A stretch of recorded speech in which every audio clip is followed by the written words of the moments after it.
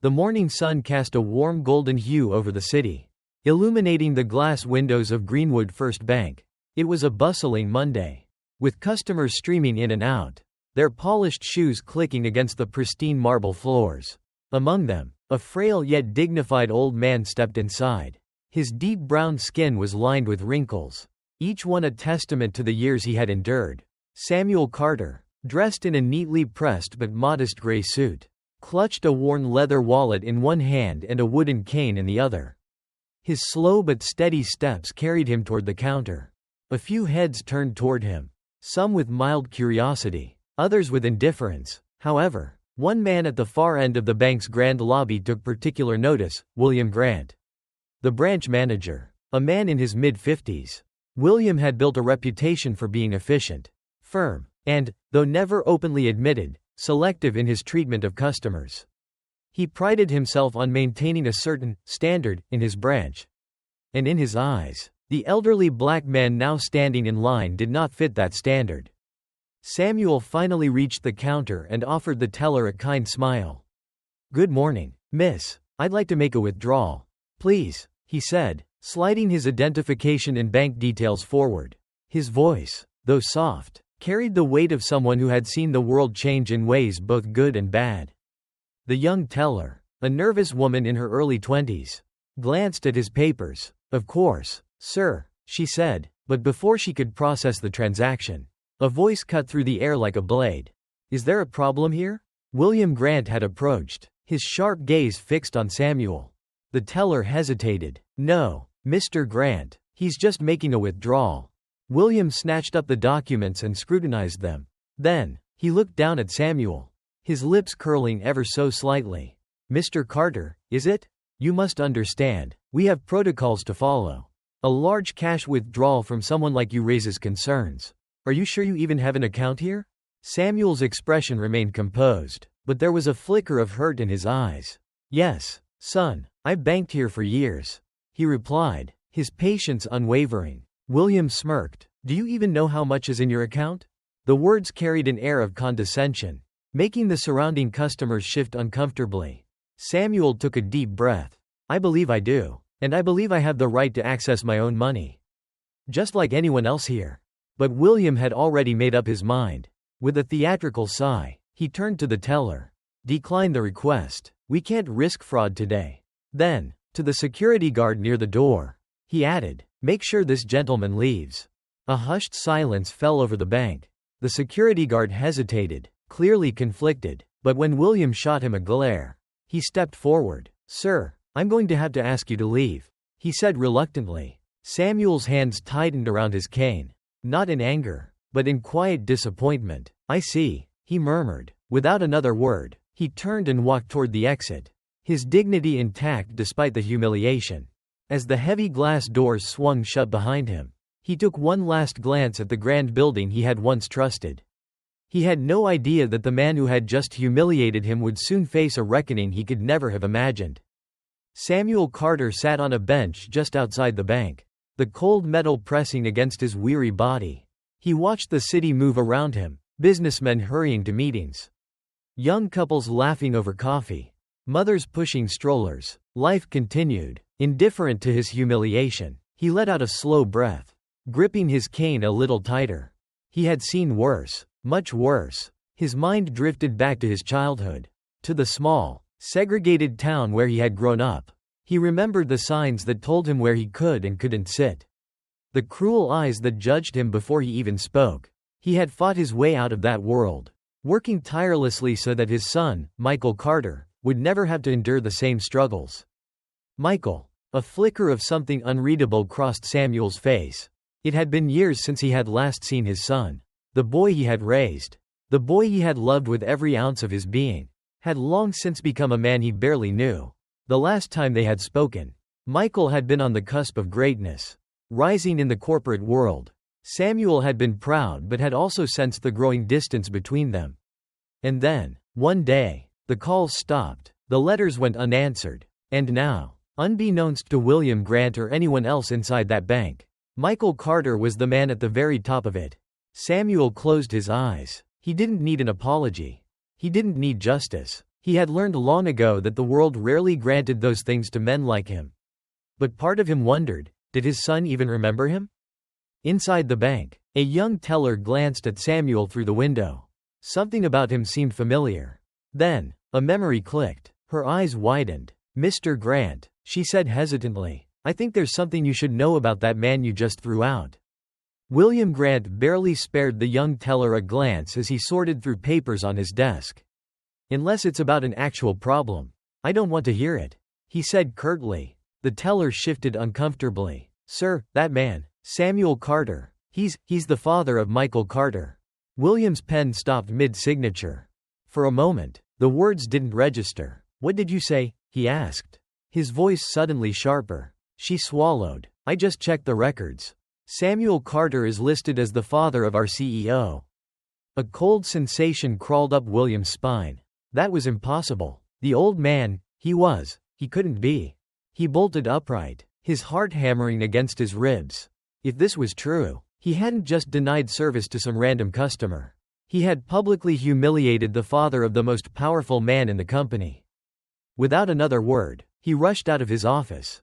Michael Carter sat in his sleek, modern office on the top floor of Greenwood First Bank's headquarters. He had been reviewing quarterly reports when his assistant entered, looking pale. "Sir, we have an issue at the main branch."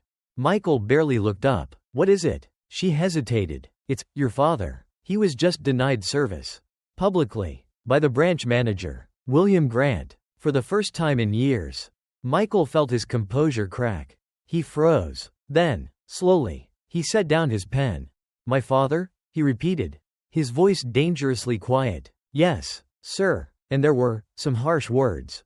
"People are talking." Michael inhaled sharply. He had spent years trying to distance himself from his past, from his roots. But now, the past had walked right into his bank. And one of his employees had dared to disgrace it. His jaw clenched. "Get me William Grant on the phone. Now." The assistant nodded and hurried away. Michael sat back, his expression unreadable. William Grant had no idea what was coming for him. The ringing of the phone on William Grant's desk felt like an execution bell. He stared at the caller ID, Michael Carter, CEO. His throat went dry. He knew there was no avoiding this. He had humiliated an old man in front of the entire bank. And now he had to answer for it. With a shaky breath, he picked up the receiver. "Mr. Carter." "Sir," William began, forcing confidence into his voice.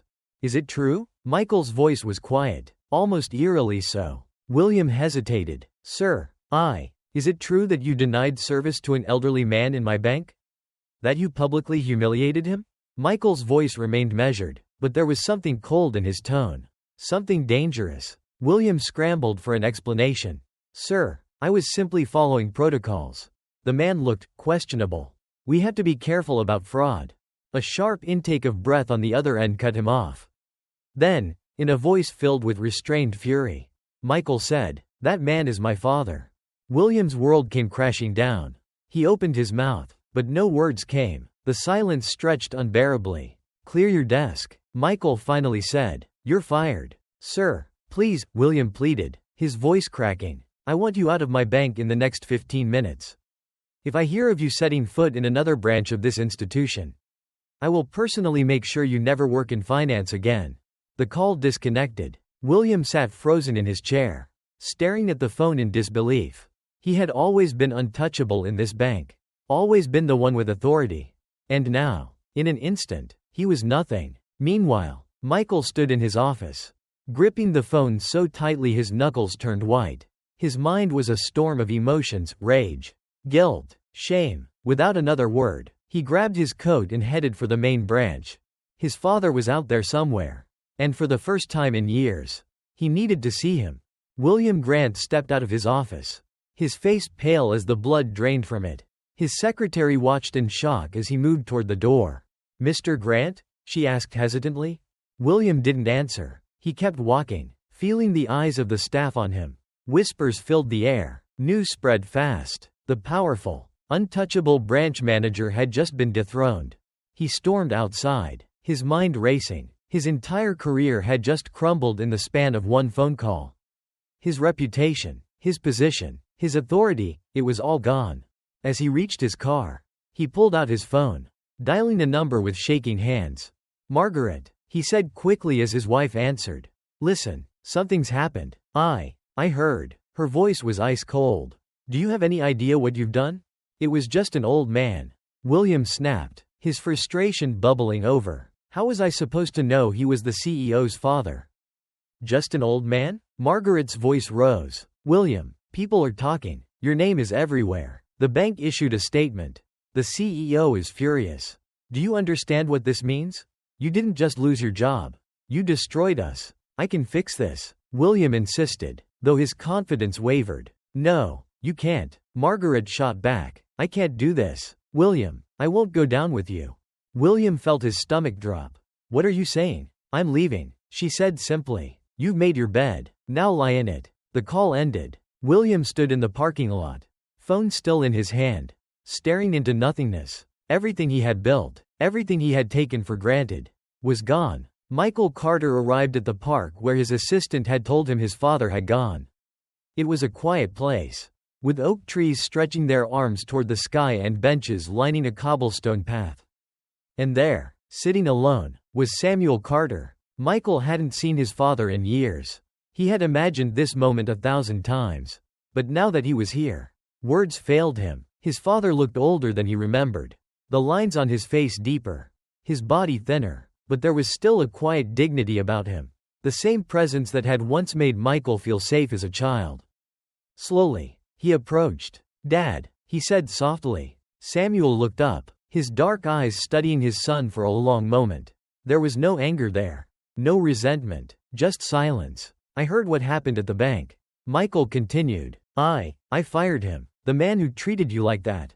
It won't happen again." Samuel nodded slowly. "That's good." Another silence. Michael shifted uncomfortably. He had spent years climbing the corporate ladder, years perfecting speeches, commanding boardrooms, and yet, here, in front of the man who had raised him, he felt like a lost child. "I'm sorry," he finally said, "for everything." Samuel's gaze softened. "Sorry for what, son?" "For leaving. For forgetting you." Michael swallowed hard. "I let my ambition take over. I let myself believe that success meant leaving my past behind." Samuel sighed. "You don't owe me an apology, Michael. Life takes people in different directions. I just hoped you'd remember where you came from." Michael sat beside him on the bench. "I do now," he admitted, "and I don't want to forget again." Samuel studied his son carefully. Then, with a small nod, he said, "Then don't." For the first time in years, Michael felt like he had come home. Michael wasn't content with just firing William. He wanted to do more. The next morning, he walked into the boardroom of Greenwood First Bank. The executives were already gathered, murmuring amongst themselves about the scandal. When Michael entered, silence fell. He stood at the head of the table. "Let's make one thing clear," he began, his voice firm. "What happened yesterday was unacceptable. Not just because the victim was my father, but because it exposed a deeper problem in our institution." The room remained still. "We cannot allow discrimination, of any kind, to exist within our walls. That is why, effective immediately, we will be implementing mandatory sensitivity training across all branches. Any employee found engaging in discriminatory practices will be terminated. No exceptions." Murmurs of agreement spread through the room. Michael wasn't finished. "Furthermore, I will be starting a foundation under my father's name, the Carter Initiative, to support financial education and opportunities for underprivileged communities. I will personally oversee this project." The board members exchanged glances, some nodding in approval. Michael took a deep breath. "My father spent his life working hard, raising me, believing in a better future. It's time I honored that." As he left the boardroom, he knew this was only the beginning. He had spent years chasing success. But now, for the first time, he was truly building something that mattered. And he wouldn't fail his father again. William Grant sat in the dimly lit confines of a cheap motel room, the flickering neon light outside casting eerie shadows across the peeling wallpaper. The air smelled of stale cigarettes and desperation, a fitting match to the state he found himself in. It had been weeks since he had lost his job, his wife, and his standing in society. He had tried to find new employment, leveraging his years of experience in banking. But the moment potential employers saw his name, doors slammed shut. News of his downfall had spread like wildfire. The financial sector was small, and the scandal surrounding his treatment of Samuel Carter had made him a pariah. He had received hate mail, online threats, and public humiliation that made stepping outside feel like walking into a battlefield. He clenched his fists, staring at his reflection in the cracked mirror above the sink. His once neatly combed hair was disheveled. Dark circles under his eyes, evidence of sleepless nights filled with regret and bitterness. At first, he had blamed Michael Carter. Then, he blamed Samuel. He blamed the media, society, and everyone except himself. But as days turned into weeks, a painful realization crept in. This was his own doing. He had built his career on arrogance, treating others as if they were beneath him. And now, he was at the bottom, abandoned by the very people who had once laughed at his jokes and respected his authority. He needed to do something. Anything. But what? With a heavy sigh, he pulled out his phone, hesitating before dialing a number he had never thought he would call. It rang twice before connecting. "Mr. Carter?" His voice wavered. It's William Grant. "Please, I need to speak with you." There was silence on the other end before Michael's voice responded. Calm but unreadable. "Why should I listen?" William swallowed hard, forcing down his pride. "Because I have nowhere else to go." While Michael dealt with the corporate world and William faced his reckoning, Samuel Carter had quietly slipped away from the public eye. He had never been one for the limelight, nor did he want to become a symbol of someone else's redemption story. Instead, he returned to a small town a few hours away from the city, a place he had once called home decades ago. It was a quiet town, where time seemed to move slower, where people still greeted each other on the streets, and where the world wasn't so quick to judge. He rented a modest room in a boarding house owned by an elderly widow named Mrs. Henderson, a kind woman who didn't ask many questions. She had known Samuel when they were younger, back when he was just a hard-working man trying to make ends meet. "You always were the quiet type," she mused one evening as they shared a cup of tea. "Never caused any trouble, never asked for much." Samuel smiled slightly, stirring his tea. "Guess some things don't change." Mrs. Henderson studied him carefully. "But something did change, didn't it?" Samuel looked out the window, watching the sun set over the quiet streets. "I lost my boy for a long time. And now, I think he's trying to find his way back." She nodded. "That's good, but are you ready to let him?" Samuel didn't answer. He wasn't sure yet. As much as he loved Michael, as much as he had longed for his son's return, he couldn't ignore the years of distance, the pain of being forgotten. He wasn't bitter. Life had taught him to let go of bitterness, but he was cautious. Michael had changed. The question was, had he truly learned? Or was this just another way for him to ease his guilt? Michael Carter had never been a man of hesitation. He had built his empire on quick decisions, strategic moves, and an ability to see the bigger picture. But now, standing in his father's old neighborhood, he felt lost. He had sent private investigators. He had searched records. But Samuel Carter had disappeared as if he had never existed. The irony wasn't lost on him. For years, he had ignored his father, barely acknowledging his presence. Now, when he wanted to find him, it was as if the universe was punishing him, making sure he felt every bit of the absence he had once imposed. He knocked on doors, spoke to old neighbors, even visited the diner his father used to frequent. Every answer was the same. "Haven't seen him in years." Samuel Carter? Thought he moved away for good. He kept to himself, never really said much. Michael was beginning to lose hope. But then, on a cold evening as he walked through a quiet street, a voice called out, "You look just like your daddy." Michael turned to see an elderly woman standing by her porch, rocking slowly in a chair. She had piercing eyes, sharp despite her age. "You knew him?" Michael asked, stepping closer. "Knew him well," she said. "He was a good man. Still is, I imagine. Do you know where he went?" The woman was silent for a moment before she finally sighed. "He never said. But a man like Samuel? He goes where there's peace." Michael frowned. "Peace?" She nodded. "Not money, not power, just peace. And if you want to find him, you need to stop looking for him in places that remind you of who you are. Find him where he can be who he is." Michael stared at her, realization dawning. He had been looking in all the wrong places. The small town was exactly as Samuel had left it, unchanged, untouched by the chaos of the world outside. It was here that Michael finally found him. He spotted his father sitting on a wooden bench near a small lake, watching the ripples on the water. There was no grandeur here. No high-rise buildings. No symbols of wealth or success. Just simplicity. Michael hesitated. This was it. The moment he had been searching for. And yet, now that he was here, he didn't know what to say.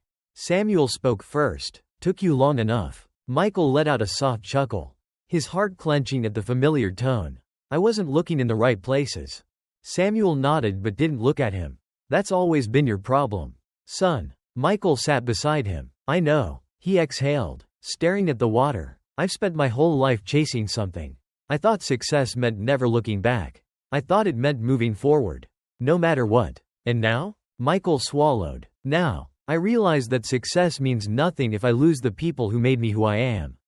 He turned to his father, his voice quieter. If I lose you? Samuel finally looked at him. His expression was unreadable, but there was no anger.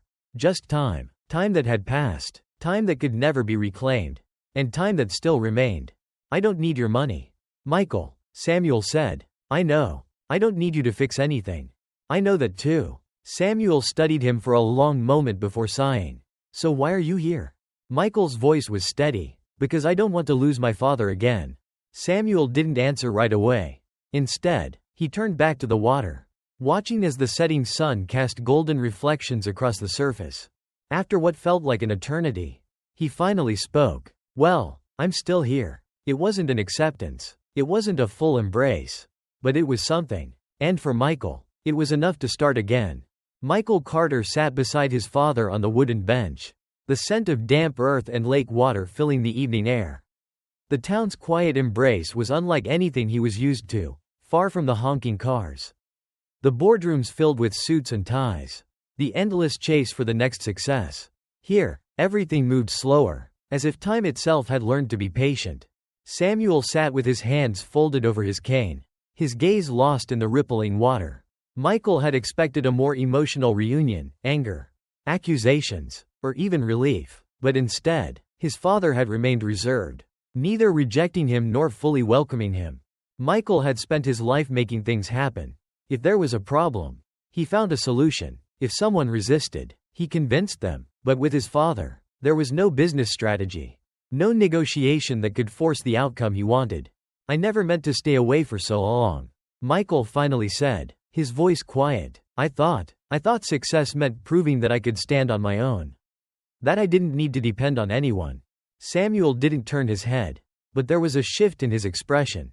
And now? Michael exhaled. Now I see that success means nothing if I don't have the people I care about to share it with. Samuel let the words settle between them. The old man had lived long enough to know that regrets couldn't be undone with pretty speeches. You always were a stubborn boy, Samuel murmured. Didn't like asking for help.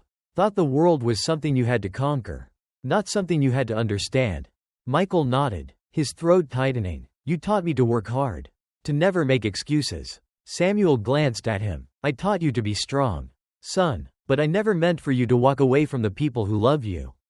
Michael swallowed. I know that now. The silence between them wasn't uncomfortable. It was the kind of silence that carried weight, that allowed emotions to be felt rather than spoken. Finally, Samuel stood, his movements slow but steady. Come on, son, let's get some supper. Michael looked up at him, surprised. It wasn't much, but it was an invitation, a step forward, and he would take it. The small diner in town was exactly as Michael remembered it from his childhood, red booths. The scent of grilled food, the low hum of conversation. The waitress, a middle-aged woman with a warm smile, greeted Samuel with familiarity. Well, look who finally decided to bring company, she teased as she placed 2 menus on the table. Michael smiled politely, but Samuel simply grunted. Didn't have much of a choice. The woman laughed before taking their drink orders. Michael studied his father, noticing how at ease he was in this place. There was something about Samuel that had always been steady, unwavering. He had never let hardship define him, never let cruelty break him. As the waitress walked away, Michael cleared his throat. Dad, I started something in your name. Samuel raised a skeptical eyebrow. Oh? A foundation. The Carter Initiative. It's going to help people in underprivileged communities get financial education, Job opportunities. I wanted to do something meaningful. Samuel stirred his coffee, his face unreadable. Is this for me? Or for yourself? The question hit Michael like a hammer. He had spent so much time making amends, proving that he had changed. But was he doing it for his father's approval? Or because it was truly the right thing to do? I want to do good, Michael said carefully. But if I'm honest, I also want to make things right between us. Samuel sighed, setting his spoon down. You can't buy redemption, son. And you can't fix the past. You can only be better today. Michael nodded, absorbing the words. Tell me about this foundation. Samuel finally said. What's it really about? Michael's heart lifted slightly. This wasn't just a conversation, it was his father opening a door, allowing him back in, little by little. And that was more valuable than anything money could buy. William Grant had never been a man to beg. He had been powerful, respected, feared even. But now, as he sat across from Michael Carter in a quiet cafe in the city, he was nothing but a desperate man trying to salvage what little remained of his dignity. Michael had agreed to meet him, but his expression was unreadable, his presence formidable. William cleared his throat. Thank you for coming. Michael didn't respond, simply watching him with a calm intensity that made William sweat. I need a second chance, William said finally. I made a mistake. I was arrogant, cruel even, but I've lost everything because of it. Michael leaned back in his chair. And you think that's unfair? William hesitated. No, I deserved what happened, but I also know that people can change. If you gave me a chance, I could prove it. Michael studied him for a long moment. Then he shook his head. You're asking the wrong person. William blinked in confusion. What? Michael folded his hands. You didn't just wrong me. You wronged my father. You humiliated him, dismissed him like he was nothing. You didn't just deny a man service. You denied him his dignity. If you truly want a second chance, you need to ask him. William swallowed hard. Where is he? Michael gave him a card with an address on it. That's where you'll find him. But don't expect an easy conversation. William took the card, his hands shaking. He had never felt fear like this, not of losing a job, but of facing the man he had wronged. But if he wanted redemption, he had no other choice. Samuel Carter sat on the porch of Mrs. Henderson's boarding house, rocking slowly in his chair. The evening air was crisp, the sky a blend of oranges and purples. He had always found peace in quiet moments like these. The sound of hesitant footsteps made him look up. William Grant stood a few feet away, looking utterly out of place in his expensive but slightly disheveled suit. His face was lined with exhaustion, his once proud posture weighed down by something heavier than regret. Samuel said nothing, simply watching him with quiet patience. William cleared his throat. Mr. Carter. Samuel nodded slightly. Mr. Grant. There was a long silence. Then William exhaled sharply. I came to apologize. Samuel remained unmoved. For what, exactly? For how I treated you. William admitted. For judging you before I even knew who you were. For humiliating you. Samuel nodded. And now that you've lost everything, you see me differently? William flinched at the bluntness. Yes. Samuel rocked in his chair for a moment before speaking again. Tell me something, Mr. Grant. If I had been just another old black man to you, no connection to Michael, would you be standing here? William swallowed hard. I don't know. Samuel let out a deep sigh. That's the problem, isn't it? William clenched his fists. I want to be better. Samuel studied him for a long moment before nodding. Then go be better. But don't expect forgiveness just because you came knocking. William's shoulders sagged, but he nodded. I understand. As he turned to leave, Samuel spoke again. Redemption isn't about what you say, Mr. Grant. It's about what you do. For the first time in his life, William Grant truly understood what that meant. And this time, he intended to prove it. William Grant left Samuel Carter's porch with a heavy heart, the weight of his past mistakes pressing down on him like an unbearable burden. He had expected anger, expected the old man to curse him, yell at him, maybe even threaten him, but instead, Samuel had met him with patience, with the kind of quiet wisdom that was more unsettling than any raised voice. For the first time in his life, William understood that words weren't enough. Apologies were cheap. If he truly wanted redemption, he had to earn it. But where did he even begin? He had no job, no reputation to salvage. The financial world had cast him aside, and he was seen as nothing more than a disgraced former manager. His wife had left. His so-called friends had disappeared. He was utterly alone. As he wandered through the small town where Samuel lived, he realized that this was a place where people valued honesty, hard work, and humility, three things he had ignored for most of his life. The next morning, William walked into a small community center. A modest building with peeling paint but an inviting atmosphere. Inside, volunteers moved about, organizing food donations, helping children with after-school programs, and offering support to struggling families. He approached a middle-aged woman who appeared to be in charge. "I want to help," he said simply. She looked him over, recognizing him from the recent headlines. "You're that banker, aren't you? The one who got fired for what you did to Mr. Carter?" William stiffened but nodded. "Yes." She crossed her arms. "And now you're here to do what? Save your reputation?" He took a deep breath. "No, I just need to do something that matters." She studied him for a long moment before sighing. "Fine, we always need more hands." She pointed toward a stack of food crates. "Start unloading." William nodded and got to work. And for the first time in years, he felt like he was doing something real.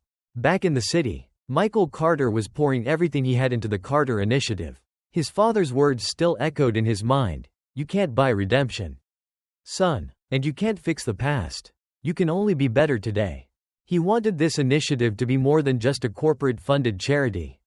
He wanted it to be a real force for change, something that gave people the opportunities his father had never had. His first step was creating financial literacy programs in underserved communities. He hired financial experts who were passionate about educating others, not just about making money. He wanted to teach people how to build stability, how to navigate the banking system without fear of being judged or turned away. But the more he worked, the more he realized that financial education wasn't enough. People needed jobs. They needed real opportunities. So he expanded the initiative, partnering with businesses to create mentorship and employment programs. He called in every favor he had, used every connection, and personally invested millions to get it off the ground.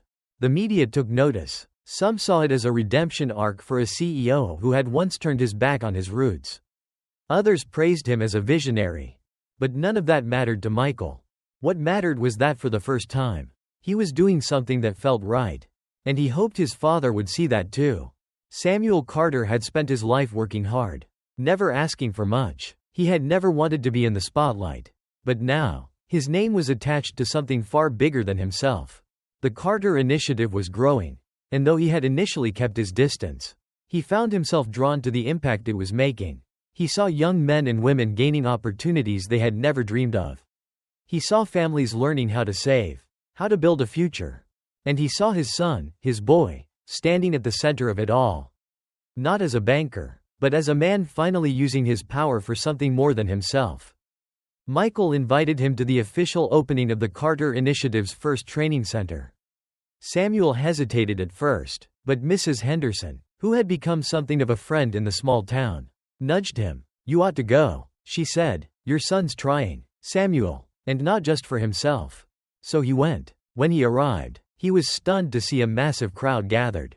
There were reporters, community leaders, and ordinary people who had come to witness something new, something different. At the front of the stage, Michael stood behind a podium, speaking to the audience. "My father taught me the value of hard work. He taught me that success isn't just about what you achieve, it's about what you give back."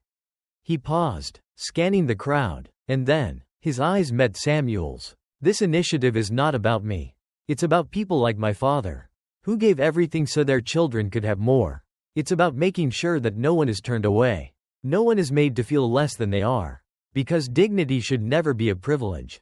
The crowd erupted in applause. Samuel felt something shift in his chest.